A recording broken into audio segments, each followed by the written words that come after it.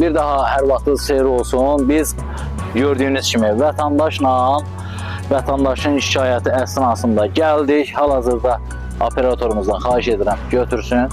Ağcabədi rayon Hindarov inzibati ərazisində yerləşən Ağcabədi Agropark MMC-nin qarşısındayıq. Bura gəlişimizin səbəbi, bax gördüyünüz bu vətəndaşın şikayəti edib və qarşı tərəf olaraq biz Agroparkın təsisçi, direktoru qarşı tərəf olaraq dinləmək istəyirdik. Lakin bizə qeyd etdilər ki, bu Agropark MMC-nin direktoru burada yoxdur və eyni zamanda heç bir səlahiyyətli şəxslər burada hazırda yoxdur. Ona görə biz bu haqda sizə heç bir məlumat verə bilmərik. Təbii ki, ilk baxışdan görünür ki, orada səlahiyyətli şəxslər var. Çünki biz onlara nəysə deyəndə gözlə gedim dəqiqləşdirim gəlim. Gedirlər orada dəqiqləşdirirlər, gəlirlər. Əgər sual çıxır, burada səlahiyyətli şəxs yoxdursa, niyə məhz dəqiqləşdirmək üçün gedirlər, bax o binanı seç zəhmət olmasa. Gedirlər o binaya, daxil olurlar, 3-4 dəqiqədən sonra qayıdırlar ki, bəs filandır, bəhməndir, yəni yoxdur burada və burada da siz çəkiliş edə bilməzsiniz. Və mən onu qanun çərçivəsində başa saldım ki, bəli, jurnalistlərin qanun peşəsinə heç kəs maneçilik törədə bilməz.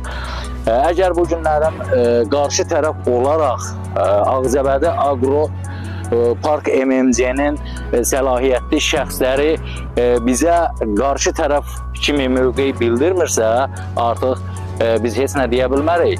Mən ümid edirəm ki, aidiyyatı qurumlar bax, bu şirkət haqqında ölçü götürəcəklər. Çünki vətəndaşın əlində, zəhmət olmasa ver, vətəndaşın əlində Ulu Öndər Heydər Əliyevimizin fərmanı ilə verilən 1998-ci ildə bu vətəndaşa və eyni zamanda vətəndaşın ailə üzvlərinə verilən torpaq əkin biçim üçün nəzərdə tutulmuş torpaq sahəsinin bu şirkət qarşı tərəf kimi mövqeyi bildirmir, qaçıb gizlənir və mən ərizə də yazıb vermişəm içəri ki, zəhmət olmasa şifahi olsa belə bizə məlumat versinlər.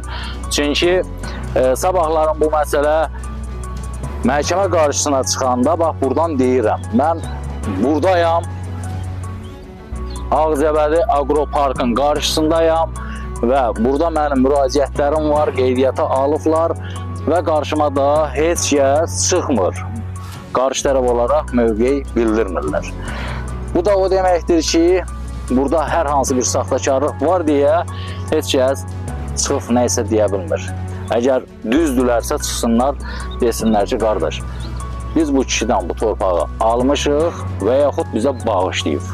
Bu kişi də gəlir ki, mənim torpağımı qanunsuz olaraq 6 il müddətdir ki, əkirlər, biçirlər, mənimsirlər, mənə məxsus olan heyvan, malqara və eyni zamanda uşaqlarımı mən saxlaya bilmirəm. Yəni, hər kəs də bilir ki, bu günlərim qəsəbələrdə, kəndlərdə vətəndaşların pul gəlir yeri torpaqdan çıxır. Bu 6 ildir bu vətəndaşın nə edirsən? 6 ildir sən o uşaqları və eyni zamanda mal-qaranızı nə cür saxlayırsınız? Mal-qaramı çox çətin vəziyyətdə saxlayıram. Hal-hazırda bu saat mənim mal-qaram həyətyanı torpaq sahəsində əsir saxlanılır. Aləmlə birlikdə hər il mən həmən mal-qaranı saxlamaqdan ötəri 8500-10.000 manat civarında o malqarıya, sırf malqarıya pul xərcləyir. Hələ ailə vəziyyətimə olunan xərclər, yəni aylıq bir ailəni 800.000 manat gücün təmin edir də. Onunla əlavədə çətinlik də olsa, zulüm də olsa, bir yolla ailəmizi təmin edir. Mən ümid edirəm ki, bu haqda aidiyyatı qurumlar müraciət eləyirəm, elə şəxsən bir mətbuat işçisi olaraq. Mən İnanıram ki, bu məsələ haqqında ölçü götürüləcək. Allah dövlətimizi var eləsin, Allah prezidentimizi qorusun, Allah ordumuzu var eləsin, Allah şəhidlərimizə rəhmət, qazilərimizə uzun ömür, can sağlığı versin. Bugün biz demokratik ölkədə yaşayırıq. Bizim söz azadlığımız var. Bu günlərin, bax, bu kişinin demokratik ölkədə yaşadığından asılı olmayaraq, bu kişinin haqq səsini, bax, bu şirkət rəhbəri deyəkmi, yoxsa şirkətin hər hansı bir səlahiyyətli şəxsləri mi deyəkmi, hər kimsə tərəfindən bax, bu kişinin haqq səsi boğulur, qapadılır və yuxarı qurumlara getməyə maneçilik törədir. O nöqtəyə nəzərdən də bu günlərim bu kişi bizə müraciət edib ki, bəlkə bizə mətbuat yolu ilə bizim haqq səsimiz aidiyyəti üzrə çatar, bu haqda bizə dövlətimiz köməklik göstərər. Və onu da qeyd edim ki, dəyərli izləyicilərimiz, kimsə gəlir bura müraciət edir, yəni mənim deməyim deyil, bax, bu kişi deyir. Deyirlər ki, bu elə bir adamındır ki, gedişinlə məşğul.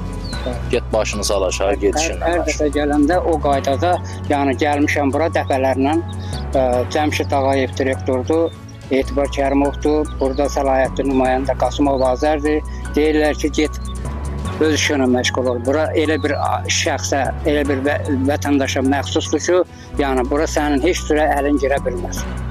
Bugünkü günə kimi də mənim səsim, aləmin səsi, bax, bunların yəni vardarlığından bizim səsimin ucalmasına imkan vermirlər, maneə törədir. Ümid edirik ki, bu haqda ölçü götürüləcək. Salamat qalın.